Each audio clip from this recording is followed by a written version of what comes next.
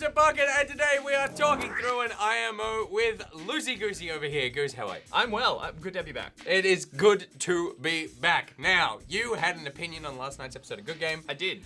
This was an opinion that we have spoken about before. Correct. But you know who hadn't seen it?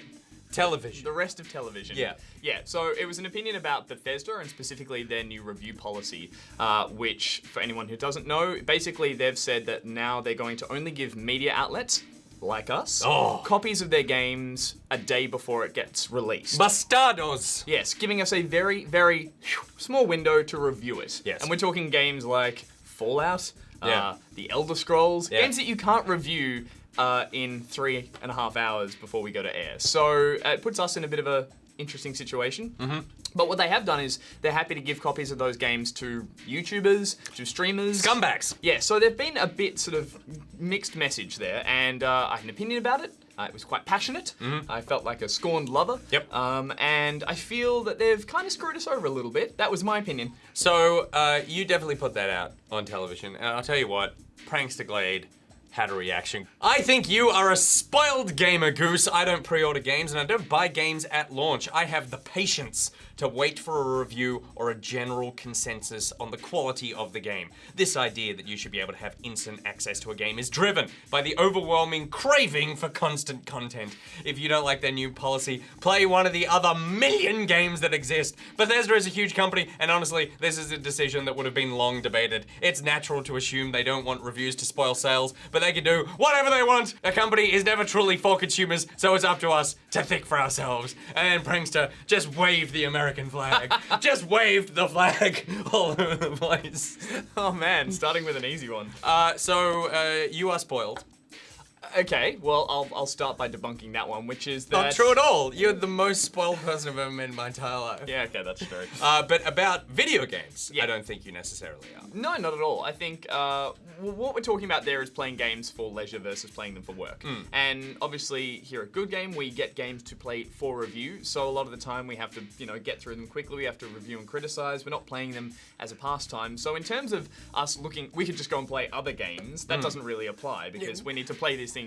Because Fallout 4 comes out, and then suddenly Good Game just puts to air a review of the, 2014 MMO WildStar. Is that what you want, Prankster? Do you want a review of WildStar again? Because I'll give it to you right now. It was pretty damn good, but not enough people were playing it. Yeah, I didn't like it that much. Moving on, I think we have to review these games in a time frame, and so this doesn't help our process. Yeah. And so we're finding that frustrating. In terms of talking about Bethesda can do what they want, that was another point that I made. It was like, obviously, they're not owed, we're not owed a game from them. We're not beholden. Exactly. But in terms of their business practice and their relationships with media outlets like us and like other, websites and magazines, it's you'd want to have a healthy relationship because they are established media. They are, something that's been around for a long time.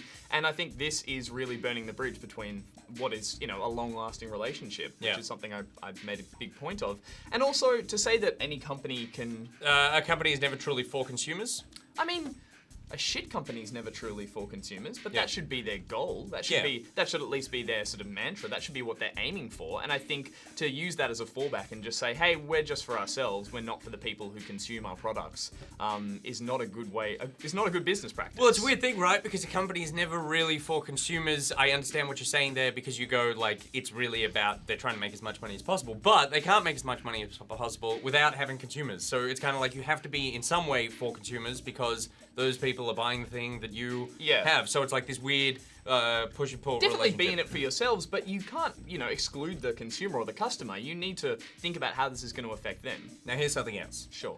Shannon Giblet says, I think it's a fair move. I often feel that many media outlets give a higher score, mark, or recommendation due to the fact that the item was free and they get to enjoy it before the general public.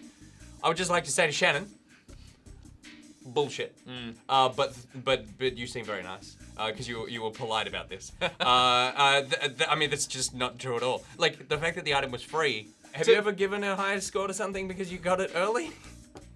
Of course not. Like, I mean, first of all, the fact that we get a game early doesn't raise our enjoyment of it. It just it just moves our enjoyment to 2 days before you. That's it. As I said, everyone in the office who plays a game for review, being Barjo and Hex, or when we get a chance to do it as well, it turns into work. It's horrible. It's hard to try and find the fun again in there. So to sit back and think, oh, I'm so happy to get this early. If anything, you can't have a conversation with people about it. You can't enjoy it in your own time. You get stuck in an area and you don't know where you're supposed to go. Now, I think really the tumultuous area you're talking about there is that, sure, some bad apples have done some pretty terrible things in any form of review and media in the past. And thankfully, Shannon, I'm not saying you're one of these people, but all the Gamergaters have tried to weed all these people out. Yeah. Thank you, Gamergate. And it is something that has happened. It's a schism that occurred over the last however many years, and in minor circumstances that's happened, and that's caused a big rift. Yeah. But I think we're at a point now where the audience, you guys, can cut through that bullshit, and the sources you go to for your opinions and your reviews, and to think that everyone blanket has this same kind of oh, we got it early, aren't we happy? Isn't the game so much better for it? Or they're paying us, or we're getting free stuff and all that kind of stuff. Who do you think we are, YouTube streamers? It just doesn't come into it, and I'm a little offended that you would think that. Shannon goes on to offend you. Shannon actually brings up a good point here. I also have to wonder why this bothers you, as good game reviews are often shown over a week after games are released anyway, but we still love watching you guys. Shannon, thank you very much. No offense. Reels it back in at the end. Shannon really brought, you're our favorite, Shannon. That is a good point. Good Game is always late on its reviews anyway, so why are you making such a big deal out of this? Good Game? Why are we so late all the time? Well, the thing is, a lot of people do know that we make our show in the format of a traditional TV show, which means that we take about a week to produce an episode. There's a lot of work that goes into that, and just to cut to the end of it, it takes us a week to produce and edit and film and do everything for the show. So, of course, we need that game as early as possible, often. We're like a magazine.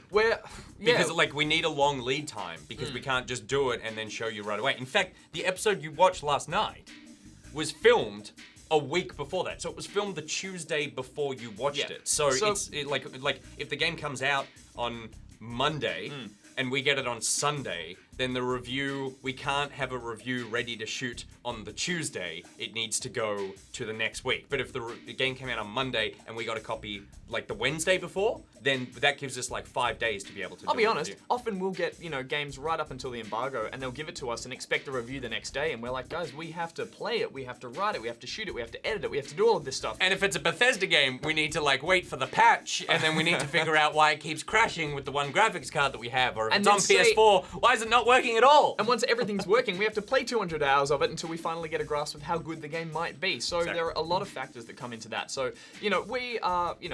we try to be as transparent as possible with our audience to let them know that this is how our process works. It's a little old-fashioned, but it does give us the time to craft reviews that we think are worth our audience watching. But it does put us in a difficult position, whereas the less time we have to play and review that, the more it falls back, and often we found ourselves in some very difficult situations where we're very late with the review, but we hope that our audience cares enough to watch it and to appreciate it. So this just makes it harder for us. On to the third person who hates you, Alex Tritt. It seems that everyone is agreeing completely. How boring. Doesn't it make sense to give review codes to YouTubers and streamers if lots of people get their information about games from them? Doesn't it make sense to stop giving review codes to traditional games media if they are getting less influential and, in some cases, less trustworthy? Is it really anti-consumer to give codes out to the people who have more reach instead of the people who have less reach and are continuously losing reach and, again, in some cases, trust? What was the point here? The point was, doesn't it make more sense to be giving these games early to the people who are the influencers? If you are sitting on a boardroom in Bethesda, yes, it does. It makes more sense because that is reach, and that is, eyeballs on your product before they get a chance to play it. But we're talking about consumers making a informed decision about a product that they hope that they're going to like. And so, what we're offering is review, criticism, analysis. What they're really going for is a very different thing. It is just, it's reach. It's just people seeing it and making their own assumptions from it. So they are two very different things. But what we're still offering, we think has value, and we think that needs to be fostered in some sense. Otherwise, if we just make everything YouTube, if we just make it vlogs and people's first impressions unedited out there in the world, it's just going to lead to a very, a mishmash of, there's no quality. I have 3 things to say about this. Far away. Number 1, it totally makes sense for them to do this. They can do whatever they want. The fact that they are not giving games to media for review, like they are giving them, but just not early. The reason that I think it's a bit of a problem is because what they do want is they want these media outlets to preview their games. So they want IGN, and Giant Bomb, and GameSpot, and Good Game, like they want all these places to provide preview coverage of their games.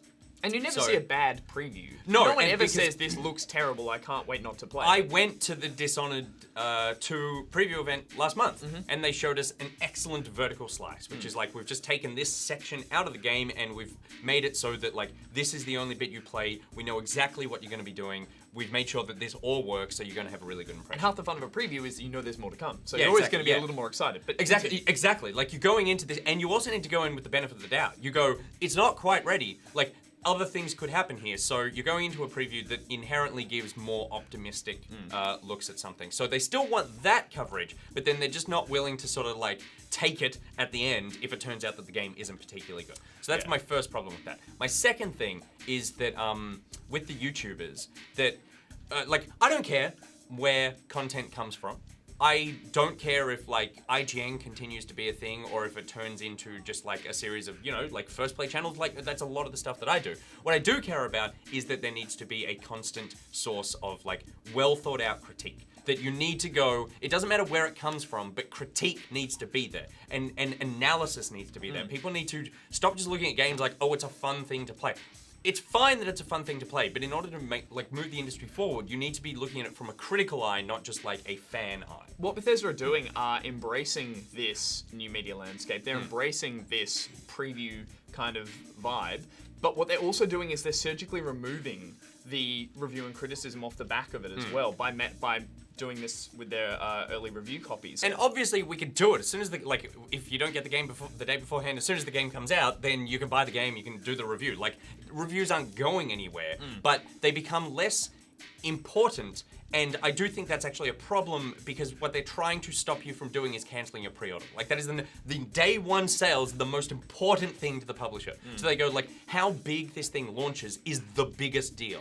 And Bethesda games don't always like start that good in terms of like the content that they have. Like they're often buggy. They're often like you need a few patches to sort things out. When Skyrim came out on PS4, it just like almost straight up didn't work. Like there are problems with these games that reviews would point out that maybe streamers won't. My third point, which is actually your point, which was excellent last night, is that if you give these games to these streamers, which is fine, and they're gonna love getting it, and there will be streamers out there who are critical and critique, and that's great. But if Bethesda give a game, the streamer goes, oh, it was in a weird mess and I don't really like it. Like, in their mind, they're going, well, I probably won't get this game early again because I said something negative about it. They'll just find someone else to give it to. And why? And that's not a good thing to think that like you can.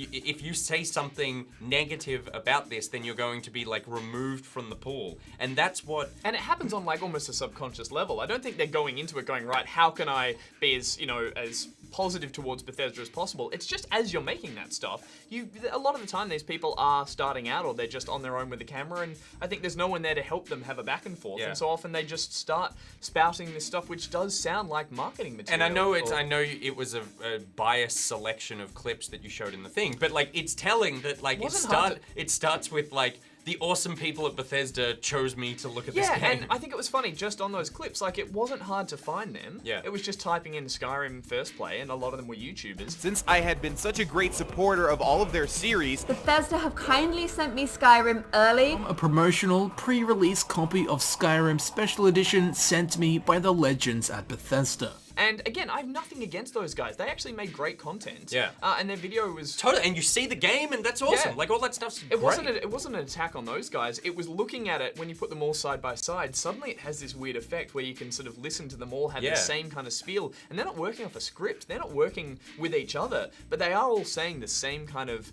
strange, positive message, which is coming from thank you to Bethesda. And you know, it was a little glimpse into the future of what we could have instead of, or you know, as a large replacement for what is a review and critique, which I think just gives more substance. Yeah, and which doesn't have to come from us. No. But has to come from someone. We'll be And long dead, and hopefully there'll still be a future with some form of those two. You know, Who are those two? I don't know. Oh, Budge and Hex. The ones Is on that the who show. Oh, Yeah. right. Because there's no one in the room, so you were speaking to not only the other room, but Budjo's not even in the building. You're ruining so, the illusion.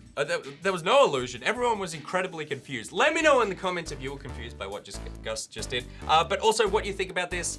Do you agree with Alex, Shannon, and Prankster? Do you wave the American flag every time you write a comment on Facebook or YouTube? Let us know in the comments. Thank you very much for watching, guys. Until next time, Nick, bye out. Goose out. You're so tired. I can just tell. Like you're re-energized, but you're tired as well. There's 2 days was not enough. Well, it's good to have you back. And did you miss the Sega Genesis era? Well, that's probably because you lived here in Australia, where we called it the Mega Drive, mate. Did you miss the Mega Drive? Well, it's time you move to Brazil. The Sega Mega Drive is still wildly popular for Brazilians. What? Oh, it hurts smiling. Let's go back to Melbourne. Get your number plate out of my house. It's not even real. That took me like, oh, come on. No. At least I think we still like each other. I hope you didn't need that.